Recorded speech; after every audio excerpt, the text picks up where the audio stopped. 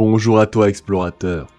Je tiens à remercier ce spectateur, au nom imprononçable pour sa demande, qui je l'avoue tombe à pic, car j'ai prévu de traiter d'un thème dont cette vidéo me servira d'introduction. Alors n'hésitez pas à me dire si celle-ci vous a plu. Bon visionnage à vous.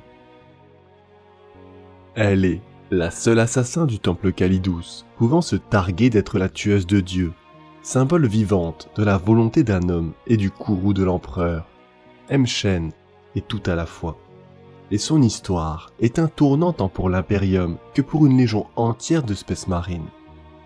Mais avant de vous la conter, il me faut vous décrire son temple d'assassins. Le temple de Kalidous est le plus subtil des temples antiques de l'Officio Assassinorium, spécialisé dans la tromperie des ennemis de l'Imperium, et les méthodes du temple allient la ruse à la duplicité, ces agents étant envoyés lorsque les hauts seigneurs de Terra souhaitent supprimer en toute discrétion une menace au fragile équilibre de l'Imperium. Et en cela, un agent du temple Kalidous sera capable d'accomplir sa tâche sans que les forces ennemies ne réalisent sa présence. Grâce à des méthodes allant bien au-delà du simple meurtre, ceux-ci étant amenés à mener des opérations secrètes pouvant impliquer l'infiltration de civilisations entières durant des semaines, des mois, voire des années. Ces caméléons humains prenant souvent la place d'assistants de confiance de leur cible, en utilisant leur grande maîtrise du déguisement, afin de se rapprocher des commandants ennemis ou de puissants seigneurs de guerre pour influencer leur stratégie et finalement les tuer lorsque l'occasion se présentera. Quand enfin ils élimineront leur cible, ce sera au moment opportun pour faire tourner l'équilibre de la bataille en faveur de l'Imperium. Mais cela peut aller beaucoup plus loin. Si leur cible disparaît sans alerter ses acolytes, l'assassin pourra alors assumer son identité, en se déguisant avec les vêtements, armures et équipements de guerre, et en utilisant des élixirs spécialisés pour changer d'apparence. Ils pourront alors annuler la demande de renfort et semer autant de confusion que possible avant de disparaître complètement. Et ainsi, de cette façon, les assassins Kalidous éliminent non seulement l'individu, mais aussi les croyances ou politiques qu'ils mènent. Car, comme aiment le souligner les seigneurs assassins du temple, bien que d'autres temples puissent tuer leurs cibles de manière plus rapide ou impressionnante, seuls les Kalidous sont capables de tuer leur idéologie. Pour accomplir leurs tâches exigeantes, le temple de Kalidous s'est spécialisé dans l'utilisation de la polymorphine, un médicament permettant de changer de forme. Mais pour ce faire, celui-ci nécessite un contrôle total de son corps, ainsi qu'une compréhension du sujet qu'il souhaite copier.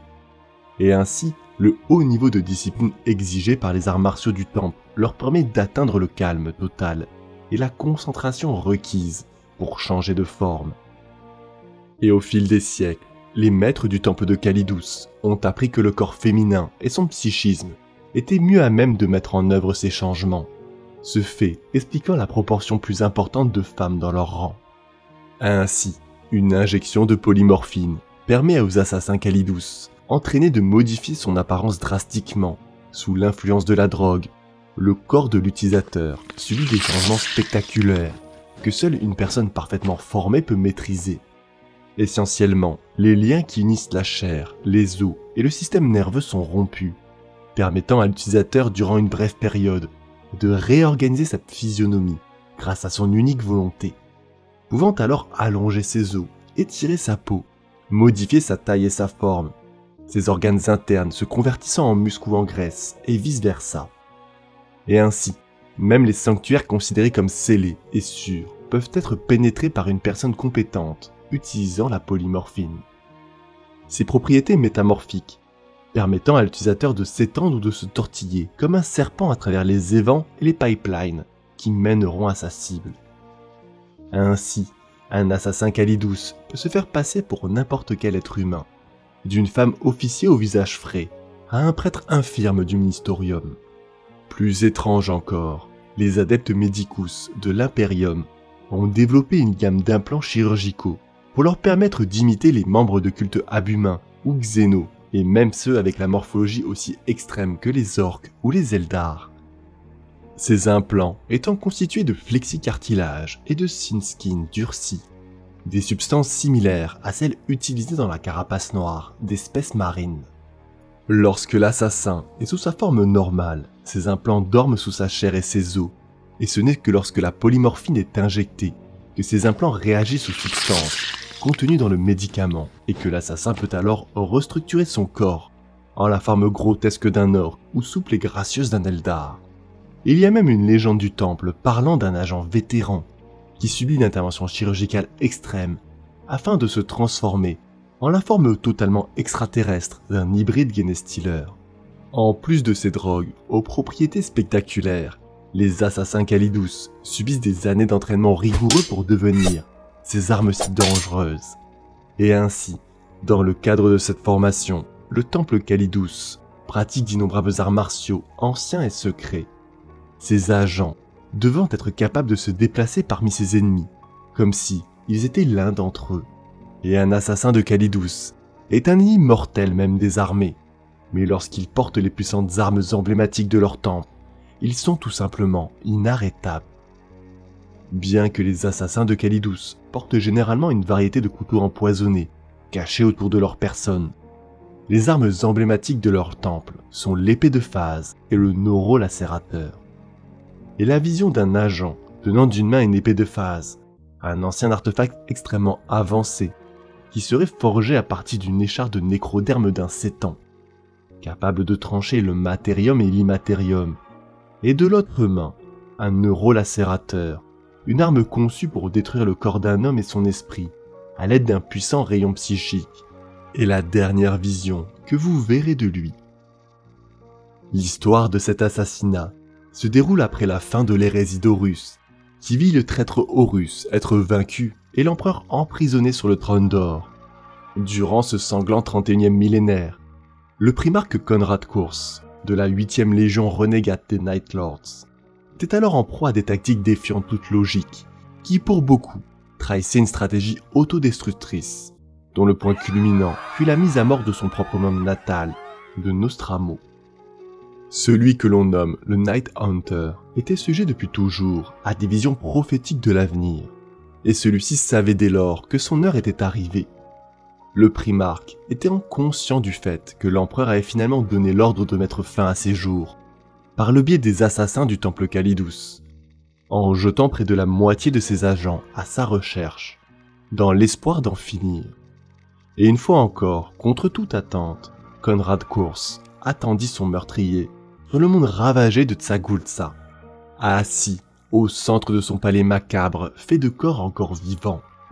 Là, sur son trône fait d'os fusionnés de ses victimes, les pieds nus posés sur un tapis de visage hurlant, le Night Hunter attendait, son regard rayonnant d'une folie et d'une haine si forte qu'elle devenait presque palpable. De son visage d'un blanc de nacre, dont les yeux étaient eux d'un noir de jade, il toisa l'assassin impérial du nom de Shen. Le primarque ayant donné pour consigne que son bourreau devait pouvoir traverser son palais sans crainte et repartir, car il avait choisi de mourir de sa main, et chacun de ses fils avait obtempéré de mauvaise grâce. Ainsi, lorsque Shen arriva devant lui, elle se stoppa net lorsqu'il lui dit d'une voix empreinte de mépris et de douleur : « Votre présence ne me surprend pas, assassin. Je vous connais depuis que votre vaisseau est entré dans la frange orientale de la galaxie. Pourquoi ne vous ai-je pas tué, me direz-vous ? Parce que votre mission et l'acte que vous apprêtez à commettre prouvent la vérité de tout ce que j'ai dit ou fait. J'ai simplement puni ceux qui avaient fait du tort, tout comme votre faux empereur cherche maintenant à me punir.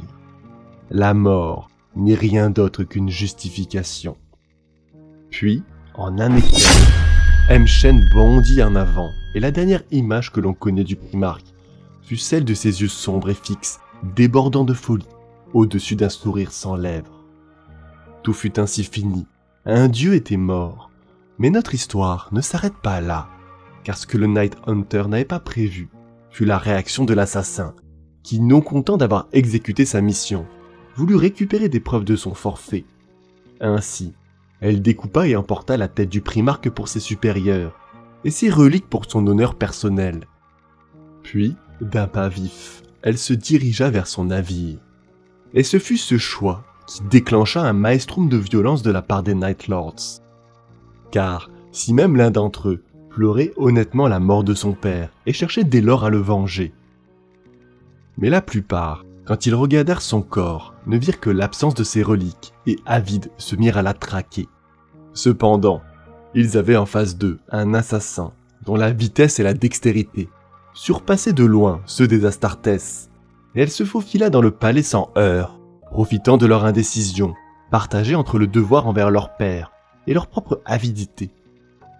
Mais il y en avait un qui la traqua, Talos, ou le chasseur d'âmes comme l'appelait son père génétique. Surgissant des ténèbres, il se jeta sur elle, son épée tronçonneuse enclenchée, mais ne rencontra que du vide. L'assassin venait de filer. Il ne fallut pas longtemps pour que l'ensemble des légionnaires passent de la foi et de l'amour envers leur père génétique à l'amertume et au doute, au moment où ils réalisèrent que l'assassin avait volé les armes et les reliques dont ils croyaient devoir hériter, et ainsi l'ensemble des Night Lords se jetèrent bientôt à sa poursuite.